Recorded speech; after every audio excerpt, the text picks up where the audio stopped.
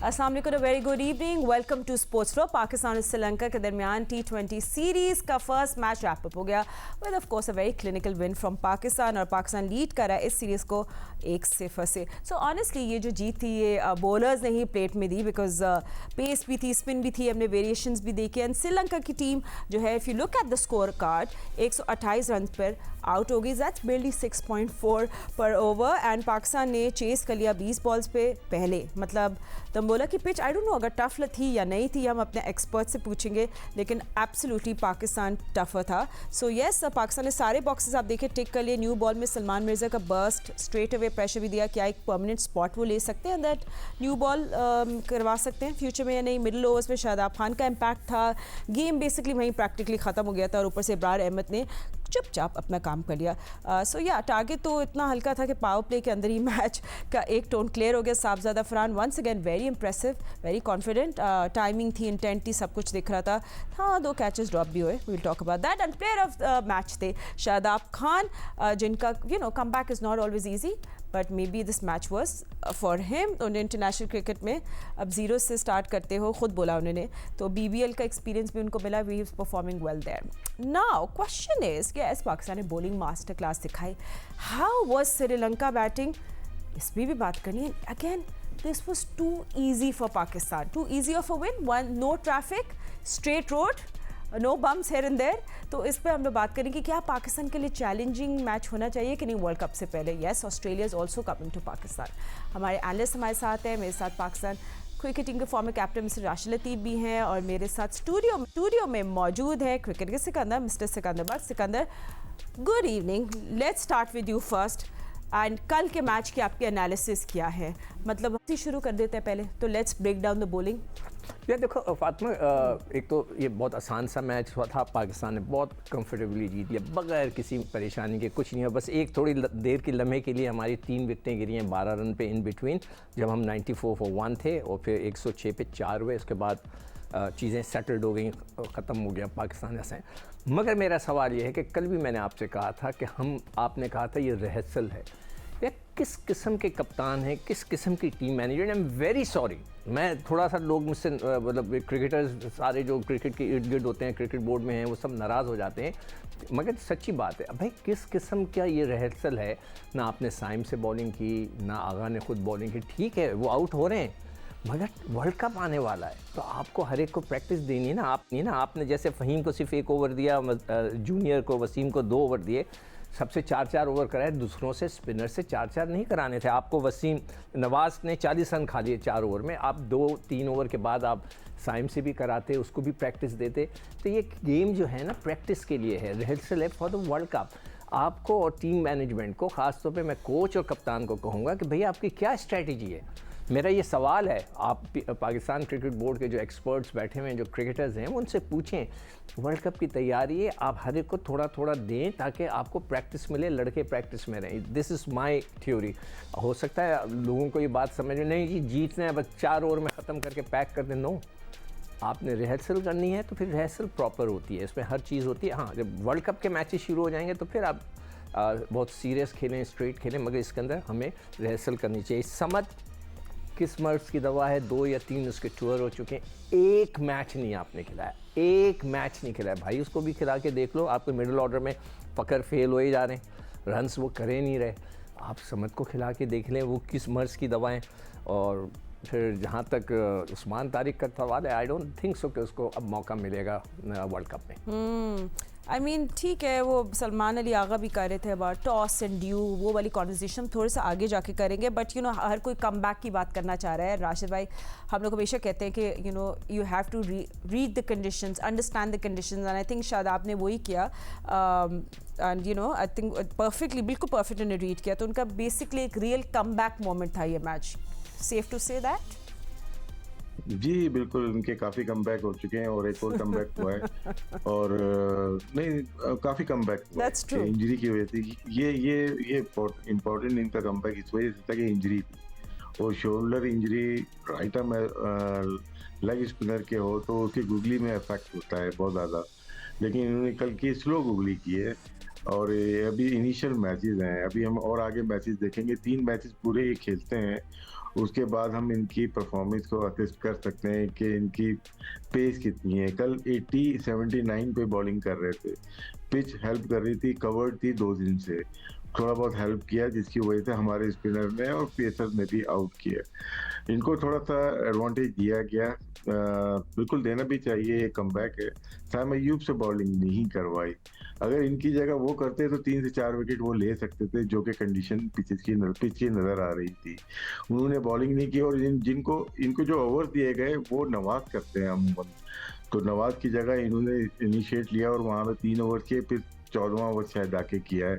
Abrar 12वें over में आए, तो इतना मार्जिन दिया गया है इनको कि आप का कमबैक है, हम आपको फुल वो देते हैं, जगह देते हैं और आप परफॉर्म करें। 2 विकेट लिए उन्होंने, एक ही ओवर में 2 विकेट उन्होंने लिए, जो कि फर्क पड़ा। पाकिस्तान 2 पहले आउट किए हुए थे, तो अच्छा कमबैक हुआ इनका। इनकी इंजरी है, बस 3 मैचेस ये खेलते हैं, उसके बाद हम इस काबिल होंगे, असिस्ट कर सकते हैं कि इनकी पेस कितनी है, वेरी कर रहे हैं, फ्लिपर कितनी तेज आ रही है, 90 पे जा रहे हैं, लेग ब्रेक कितनी ज़्यादा हो रही है और रॉन्ग वन कितनी हो रही है, क्योंकि ये बहुत इंपॉर्टेंट प्लेयर होंगे, क्योंकि अपनी बैटिंग से ये एक स्पिनर की जगह पे खेलेंगे। स्पिनर यानी कि उस्मान तारिक या अबरार की जगह वो खेल सकते हैं, क्योंकि साइम अय्यूब ने अभी बॉलिंग नहीं की। हमारा कंसर्न रहेगा, जो इस मैच में भी नजर आया, जब जीत जाए तो आप अपने वीक पॉइंट देखें, नंबर 3, नंबर 4, चाहे बाबर नंबर 3 पे हो या 4 पे सलमान अली आगा हो या 3 पे सलमान अली आगा हो, 4 पे फखर जमान हो, रिजल्ट सेम आ रहा है। ये थोड़ा सा बहुत हमें इसको इम्प्रूवमेंट की ज़रूरत है, इन्हीं मैचेस में हमें करना है। और बॉलिंग का हमें इशू आएगा नहीं, हमारे 2 स्पिनर बाहर हैं, एक घर पे छोड़ के गए सुफियान मुकीम को, और एक ने बॉलिंग नहीं की। पेसर तो हमारे अभी 2 गए ही नहीं, हमें इशू बॉलिंग का है ही नहीं, हमें जो इशू है ना बैटिंग का नजर आ रहा है। एक साहबजादा फरहान है जो कि पूरे अथॉरिटी से गेम को चला रहा है, गेम खेल रहा है। साइम अय्यूब ने भी अच्छा स्टार्ट किया, लेकिन वो कंटिन्यू नहीं कर पा रहे हैं, लेकिन एक ही प्लेयर साहबजादा लग रहा है जो गेम को लेके चल रहा है। अंसिको, डू यू थिंक, क्योंकि साहबजादा फरहान की बात करें कि एक तो उनकी फॉर्म लगी हुई है, but do you think finally Pakistan को एक रिलायबल T20 ओपनर मिल गया? नहीं, अभी तो है, वो ऑब्वियसली कर रहा है स्कोरिंग रन। उससे पहले भी मैंने बताया था कि पिछले जो 20 मैचेस में उसका बड़ा अच्छा इसका था, he is the highest scorer, 542 run उसने 20 मैचेस में किया था, कंटिन्यूटी उसकी है, और उसने 129 की उसकी स्ट्राइकिंग रेट है, बहुत अच्छा। मगर जो भी राशिद ने पॉइंट उठाया है, वो जो हमारे ओपनर, तो चलो ठीक है, सेटल्ड है, चलो जी ठीक हो गया। फ़कर बाबर वहाँ पे 111 की एवरेज से खेल रहा है, यहाँ फ़कर के से रन्स नहीं हो रहे मुसलसल। उसके बाद आगा के 106 की, मैंने बताया कि वो जो पिछले 20 मैचों में 106 की स्ट्राइकिंग रेट है। तो ये 3 जो मिडल ऑर्डर को सपोर्ट करते हैं ना, ये बहुत ही क्रूशल होंगे।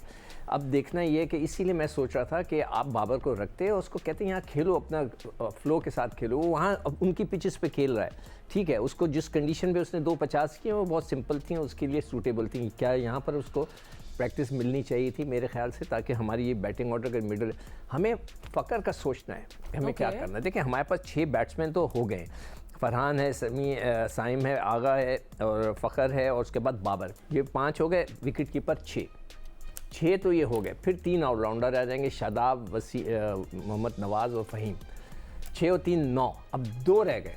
तो 2 मुझे लगता है कि 2 जो हैं या तो नया बॉल के बॉलर्स होंगे, फास्ट बॉलर्स होंगे, ताकि वो आके नया गेंद कर लें, फ़हीम अशरफ उनको सपोर्ट करें। 3 स्पिनर उनके पास हैं, बल्कि 1 2 3 स्पिनर्स उनके पास हैं, नवाज़ है, शादाब है और साइम है, जिसको हमने ट्राई नहीं किया। तो ये हमारी एक टीम है जिसके ऊपर हम चलेंगे, और इससे अलावा चेंजेस नहीं आएंगे। शाहीन का मुझे नहीं पता, और अभी आप मुझसे ऑफ एयर जब हम बात कर रहे थे मिर्ज़ा की, तो मिर्ज़ा को मेरे ख्याल से रखा इसीलिए है, और उसको खिला भी रहे हैं, जो कि बिल्कुल सही कर रहे हैं। In case of Shaheen is not fit, वो नहीं कम बैक कर पाते या कुछ उनको इश्यू होता है, वैसे वो तो is very confident, obviously player हैं। आज ही मेरी एक फेसबुक की मेमोरी में आया, 1 साल पहले मैं उनसे यही सवाल कर रहा था कि शाहीन क्यों गए खेलने के लिए। some things don't change, which is not bad or good, Anyway, Salman Mirza ने अपनी फर्स्ट 12 बॉल्स में सिर्फ, and that's economy of 2. So हम लोग बेसिकली कहते हैं क्या वो न्यू बॉल का एक ऑप्शन हो सकते हैं कि नहीं, ये हम लोग ऑफ एयर डिस्कस करें, तो ऑन एयर भी डिस्कस करेंगे। एंड नंबर 3 में हम क्या मैच विनर ढूंढ रहे हैं, और are we looking for a survivor, हमारे पैनलिस्ट से हम पूछेंगे, पर after short break, don't go anywhere. Welcome back after the break. अब बॉयज़ इन ग्रीन तो अपने ड्रेसिंग रूम में अभी तक सेलिब्रेशन कर रहे होंगे, lot of rest for and preparation for the next T20 match. मगर हमारा फोकस है द वर्ल्ड कप. हमें कॉन्वर्जेशन में ज्वाइन कर लिया है हमारे test cricketer mister Ahmed Shahzad ने भी. Ahmed, welcome to the show. अभी हम लोग बड़ी डिस्कशंस कर रहे थे but it was a walk in the park for Pakistan. ये मैच काफ़ी ईजी था. चैलेंजिंग मैच चाहिए, चैलेंजिंग सिचुएशंस चाहिए हमें. एंड आई थिंक अब ऑस्ट्रेलिया का एक दफ़ा में फाइनलाइज हो जाए dates and everything, that's one series I am really looking forward to. बट कल क्या पाकिस्तान टीम अपनी बॉलिंग से जीत गया या श्रीलंका ने खराब बैटिंग करके मैच बिल्कुल अपने हाथ से जाने दिया? What are your analysis of yesterday's match? देखिए, सबसे पहले तो जो भी आप प्लेयर्स के सामने ऑपोजिशन आती है, सबसे पहला काम होता है अपने मैच जीतना, जो पाकिस्तान ने जीता. उसके बाद कंडीशंस का बिल्कुल आइडिया था कि वहां पे टर्न होगा. जिस तरह की कंडीशंस थी उस तरह के मेरे ख्याल से बहुत जबरदस्त बॉलिंग की है. और शादाब ने जिस तरह वापसी की है, जिस तरह हमने कल भी बोला था कि शादाब के वापस आने पे जो है, जिस तरह वो वापस आए हैं उस पे हमें कंसर्न है. उनकी एबिलिटी पे कंसर्न नहीं है. पास्ट के अंदर उन्होंने बहुत परफॉर्मेंस की भी है, लेकिन किस क्राइटेरिया के तहत? क्योंकि अपॉर्चुनिटी मिलती है तो इंसान परफॉर्मेंस करता है. और जहाँ पे टर्न, उनकी खुशकिस्मती थी कि उनको विकेट भी जो है असिस्ट किया विकेट में, और उन्होंने अच्छी जगह पे बॉल किए. फिर जो मुश्किल चीज थी वो साहिबजादा फरहान की बैटिंग थी कि आपने देखा है कि जहां पे स्कोर नहीं हो रहे थे वहां पे उन्होंने 35 बॉल पे 50 किया. जबरदस्त इनिंग खेली है, एक अच्छी गुंजाइश मौजूद है. प्लानिंग की जो आप बात कर रहे हैं ना कि चैलेंजिंग क्रिकेट चाहिए, ये तो पाकिस्तान क्रिकेट बोर्ड को पहले से डिसाइड करनी चाहिए थी चीजें कि आपने, हाँ, एक चीज जरूर अच्छी है कि श्रीलंका के अंदर वर्ल्ड कप हो रहा है और श्रीलंका की कंडीशंस में आपको खेल रहे हैं, तो इससे प्लेयर्स को जरूर फायदा होगा. लेकिन पहले भी हमने अभी एशिया कप के दौरान भी देखा है कि श्रीलंका की टीम के अंदर वो दमखम मौजूद नहीं है जो संगकारा, जयवर्धना, एंजेलो मैथ्यूज, लासित मलिंगा, चांदीमाल, ये सारे प्लेयर्स जब खेल रहे थे तो एक अच्छी टीम नजर आती थी. लेकिन इन लोगों के जाने के बाद सनत जयसूर्या जब से उन्होंने आके टीम संभाली है, मुझे समझ नहीं आ रही कि सनत ने इतनी देर इस टीम के साथ काम किया और क्या टीम का सर पैर नजर नहीं आ रहा. ना उनके पास कोई एक्सप्रेस, कोई फास्ट बॉलर नजर आ रहा है. एक वो हासिद हसरंगा के अलावा कोई स्पिनर भी उनके पास इस तरह का नजर नहीं आ रहा है. तो इनको बहुत काम करने की जरूरत है. जिस तरह पाकिस्तान टीम को काम करने की जरूरत है, उससे ज्यादा काम इस टाइम श्रीलंका को करने की जरूरत है. बिकॉज एशिया की टॉप की टीम मानी जाती थी एक टाइम पे श्रीलंका, और उसका ग्राफ इस तरह नीचे जा रहा है कि 7वें नंबर की टीम है पाकिस्तान, वो उससे भी प्यार से बच्चों की तरह हार रही है. इट शोज कि ये कहाँ पे खड़े हैं श्रीलंकन क्रिकेट अभी.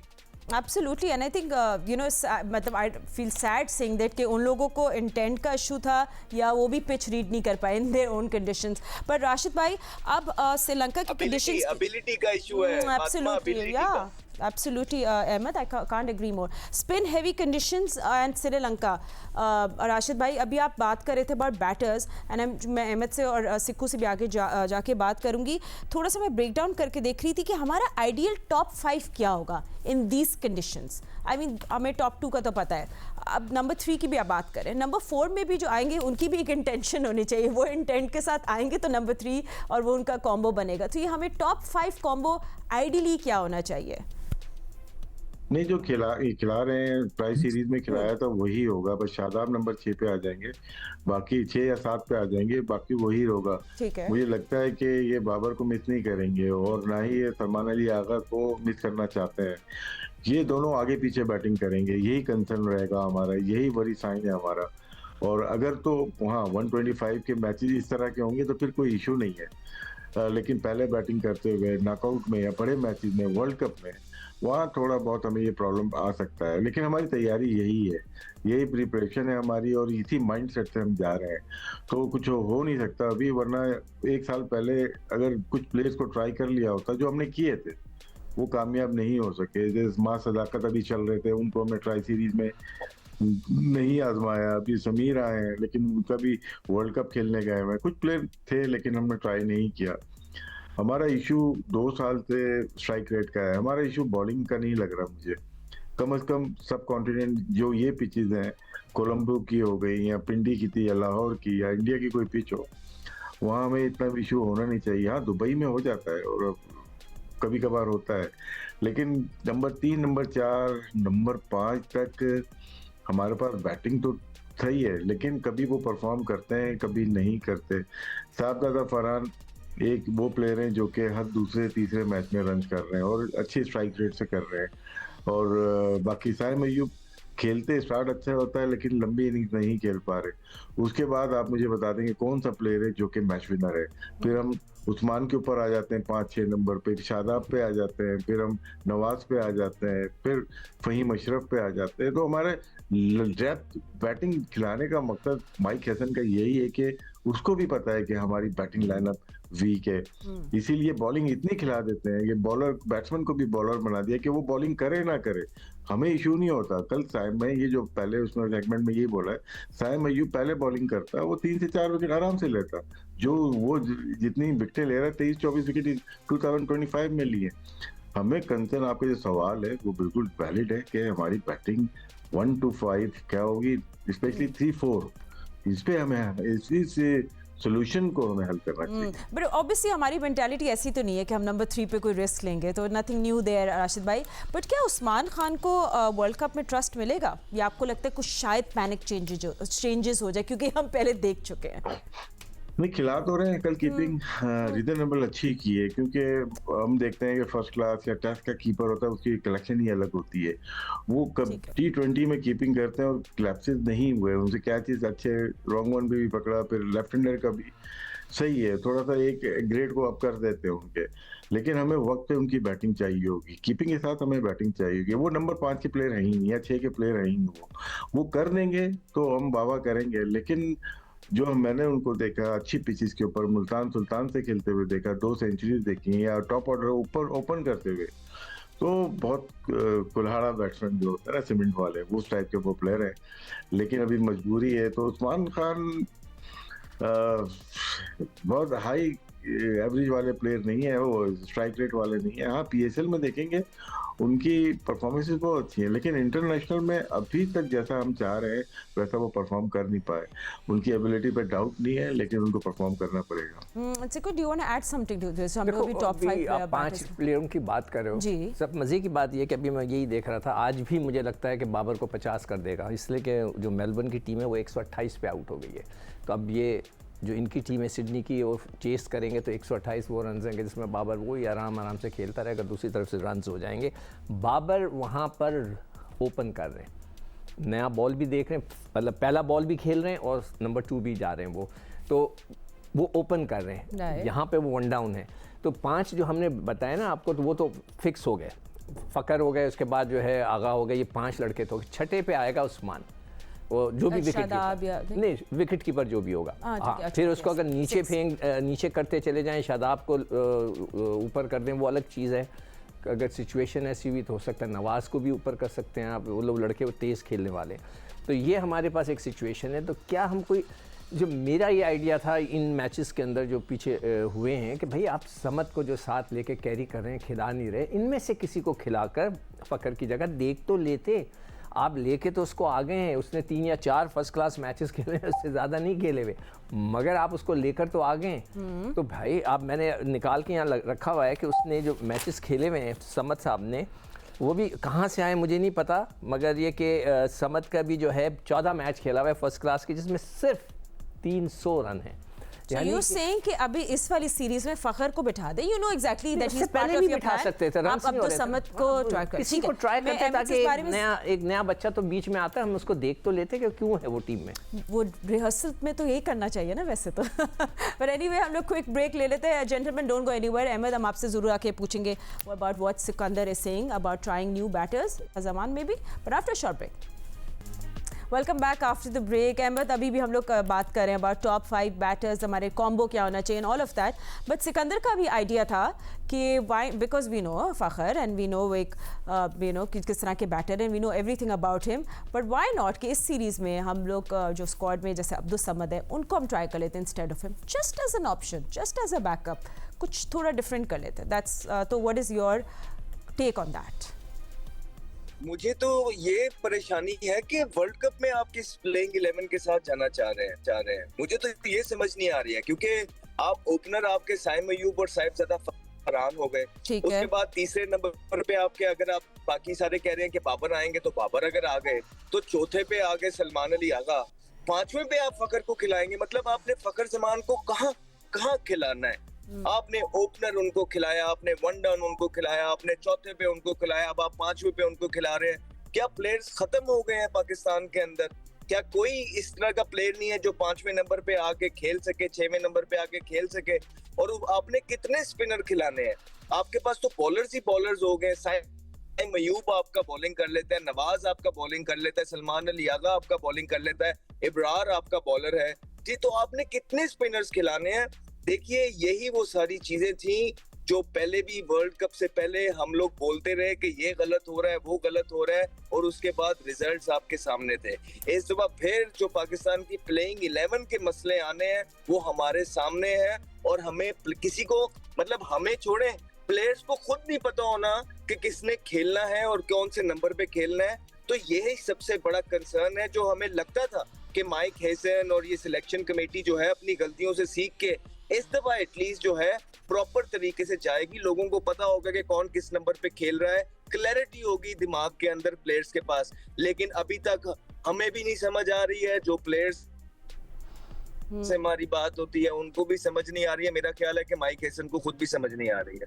ठीक है, एंड आई थिंक वो जो राशिद भाई कहते हैं ना कि असली लिटमस टेस्ट हमारा जो होगा, जो एग्जाम होगा, वो इस ऑस्ट्रेलियन T20 सीरीज में होगा। And you know once that's finalized dates and everything, I think थोड़ी प्लेइंग 11 उस वक्त थोड़ी शेप में लगेगी। देखिए, T20 सीरीज ऑस्ट्रेलिया के साथ भी जो होगी ना फातिमा जी, फातिमा, T20 सीरीज भी जो ऑस्ट्रेलिया के साथ होगी, देखिए डिपेंड करेगा कि वो भी कौन सी प्लेस। सॉरी अहमद, हमें थोड़ा 11 खिलाते हैं। Absolutely agreed. कोई पूरी खिलाता नहीं है। मैं थोड़ा सा इसमें ऐड करूं जल्दी से। राशिद, मैं आपसे टाइम ले रहा हूं। 3 लड़के हमारे मिडिल ऑर्डर में ऐसे हैं जिसके अंदर आगा है, जिसका 106 का मैंने बोला स्ट्राइकिंग रेट है, फिर उसके बाद बाबर आ जाते हैं 117 का है, मगर इसका फ़खर का जो है ना 131 का है, जो उसने पिछले 20 मैचों में 411 रन किए हुए हैं। तो हमें ये नहीं भूलना चाहिए, उसने 411 किए हुए हैं। तो ये 2 लड़के जो हैं हम जिस पे बात करते हैं ना कि बाबर और आगा, इनका जो है बीच के अंदर आकर खेलना और उनका स्ट्राइकिंग रेट कम होना, ये थोड़ा सा कंसर्न है पाकिस्तान के लिए। I also want to see Agha's strike rate versus spin and Fakhar's strike rate in middle overs versus pace. This is something I want to see as well. जी राशिद भाई, अब आप इस पे ऐड ऑन कर ले क्योंकि सवाल तो आपसे था। ये सभी ने कवर कर लिया, बस मुझे ये है कि हम 1 साल से जीतते हुए चले आ रहे हैं, लेकिन अपने से नीचे की टीम से जीतते हुए चले आ रहे हैं। न्यूजीलैंड से 4 हारे, इंडिया से 3 हारे, और हमारी रैंकिंग 7 पे ही है। अगर हम 22 मैच जीते, 25 मैच जीत गए, हम 7 नंबर पे क्यों हैं? तो बिल्कुल ये राउंड के मैच में तो हमें इशू नहीं होना चाहिए। इंडिया से मैच है हमारा, नीदरलैंड से मैच है, नामीबिया से मैच है, वहाँ पे यूएसए से मैच है। तो हमें जो आएगा, इंग्लैंड न्यूजीलैंड अगर आती है हमारे खिलाफ, वो बहुत उसकी तैयारी करनी चाहिए। क्या हम उसके लिए तैयार हैं? वो स्पिनर्स को अच्छा खेलते हैं, बुरा नहीं खेलते। दोनों टीम, उनकी टीम अच्छी हैं, हमें उनको देखते हुए टीम को बनाया है। क्या हमने, हमें एक एडवांटेज होगा, कंडीशन का एडवांटेज है, हमें स्पिन अटैक हमारा जोरदार है। मैं पेस पे शायद इतना कॉन्फिडेंट नहीं हूँ जितना स्पिनर्स के ऊपर हूँ। हाँ, सलमान मिर्जा ऐसा है कि जो नया है वो वेरी करता है अपनी पेस को, जो कि ऐसी पिचेस पे कामयाब हो सकती है। जो जोर लगाएगा वो उसको मुश्किलात होती है। तो बात यहीं पे आ रही है कि क्या हम लोग इतने मैचेस जीतने के बाद हम 7 नंबर पे क्यों हैं? क्या हमारी तैयारी साल में बेहतर किया हमने, वर्ल्ड कप की तैयारी थी, या अपने आप को बेहतर करने की तैयारी थी, अपने सामने जीत लिखने की तैयारी थी? ये मेरे ख्याल से आने वाला वक्त ही बताएगा। Very well said. And Sikandar, अभी थोड़ी पेसर्स की बात कर रहे थे। वेरी गुड पॉइंट राशिद भाई। It's almost like Ahmed cricket खेल रहे हैं अभी, मगर वो क्रिकेटिंग नॉलेज को अप्रिशिएट कर रहे हैं। But Sikandar, let's also talk about pacers, जैसे राशिद भाई ने रेस किया है। I mean I also want to know हमारे डेथ ओवर्स पे कौन बॉल करेगा, क्या अभी हम सलमान मिर्जा को न्यू गेंद दे सकते हैं कि नहीं? ऑल ऑफ दीज लेट्स थोड़ी एनालिसिस करें हमारे पेसर्स पे। उनका इतना कॉन्फिडेंस नहीं है पेसर्स पे आ रहा। सलमान मिर्जा को तो रखा अभी इस वक्त, इसको चला रहे हैं, वो बुरी गेंद भी नहीं कर रहा। वो शाहीन के सिलसिले में कि उनकी फिटनेस का पता चल जाए। वसीम ने कल बुरी गेंद नहीं किए। अब रह गया नीचे नसीम शाह। तो अब मैंने अगले मैच में देखना है कि क्या वो तब्दीली कर रहे हैं टीम में या नहीं कर रहे हैं। जो लड़के बाहर बैठे हैं उनको ट्राई करते हैं नहीं करते, या इन्हीं को लेके चलते हैं। तो हमारे पास ये जो सवाल है कि आखिरी ओवर कौन कराएगा, आज से कोई 1 महीना पहले का जो शो था उसके अंदर मैंने यही पूछा कि हमने आखिरी ओवर के बॉलर बनाने जो डेथ ओवर में आके गेंदें करें और आके कम से कम यॉर्कर्स, इस किस्म की चीज़ें जो आजकल होने लगी हैं। पहले हम जड़ों में यॉर्कर्स करते थे, अब वो आउटसाइड ऑफ स्टंप करने लगे हैं यॉर्कर्स लोग। इसको चेंज किया है काफ़ी चीज़ों को। तो उसमें बॉलर का जो जहन है, उसकी फिटनेस है, वो बहुत इंपॉर्टेंट है कि जब वो भागता हुआ आ रहा है और जब उसने जंप लिया और उसने देखा कि बैट्समैन की मूवमेंट हुई है इधर से उधर, then he has to bowl. वो एक प्रैक्टिस है, इसलिए कि मैं बैठ के सोचता रहता हूँ अगर मैं बॉल करा रहा होता और ये इस तरह यूँ करके यूँ करता, मैं क्या करता। तो ये बड़ी क्रूशल चीज़ें होंगी और ये हमें देखना है कि यहाँ पर आकर कौन सा बॉलर हमारे को नीचे आकर सपोर्ट करेगा जो आखिरी के ओवर्स होंगे, which will be very very important. Absolutely, Australia की भी बिग थ्रेट्स होंगे। अहमद, मैं यही सवाल पूछी थी सिक्कू से ही डेथ ओवर्स के बारे में ना, who bowls your 18th 19th 20th over and there any issues और नेगेटिव्स आप देख रहे हैं जो Pakistani pacers should correct before the world cup, जैसे सिकंदर ने भी बताया?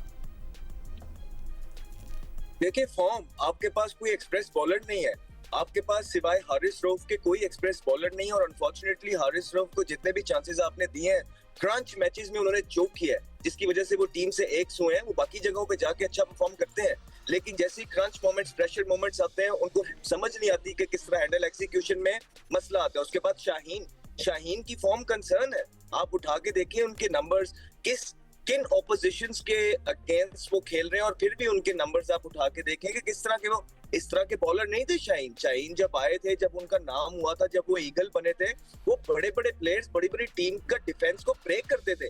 और अभी जिस तरह ऑस्ट्रेलिया में भी आप देखें, जहाँ बॉलिंग के लिए बेस्टेस्ट कंडीशंस होती हैं, वहां पे भी 4 मैचों में उन्होंने सिर्फ 2 विकेट्स लिए, और अब तो वो इंजर्ड है। फिर इंजरी के बाद वो क्या वापस रिदम में आ पाएंगे?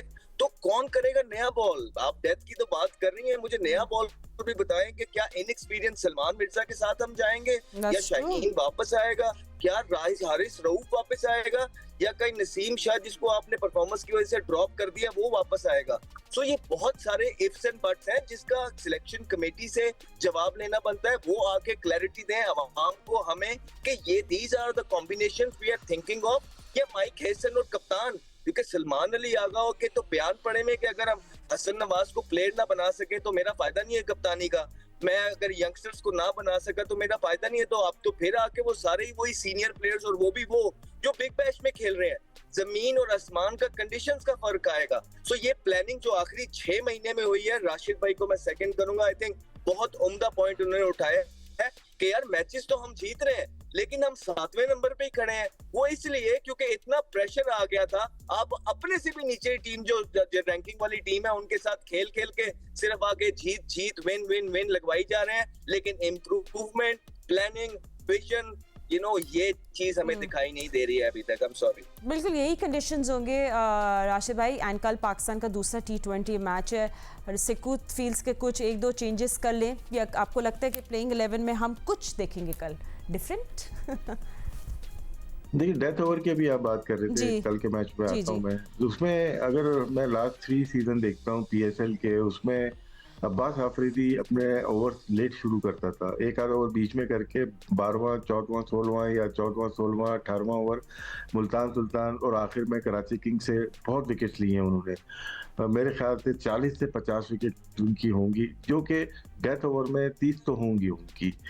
तो वो एक ऐसा बॉलर था जिनको हमने बिल्कुल ही नज़रअंदाज कर दिया। वो ऐसा बॉलर नहीं था कि उसको नज़रअंदाज किया जाए, बट बैटिंग भी कर लेते हैं। तो क्योंकि हारिस प्रिडिक्ट हो गए बहुत ज़्यादा, वो आते हैं, उनका ओपन एक्शन है, अब नज़र आ गया सबको कि प्रिडिक्ट है कि शॉर्ट ऑफ लाइन करेंगे या हॉकर करेंगे, बस।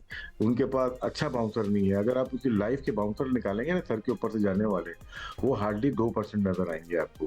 तो हमारे पास बाउंसर वाला, अच्छा बाउंसर वाला कोई बॉलर है नहीं।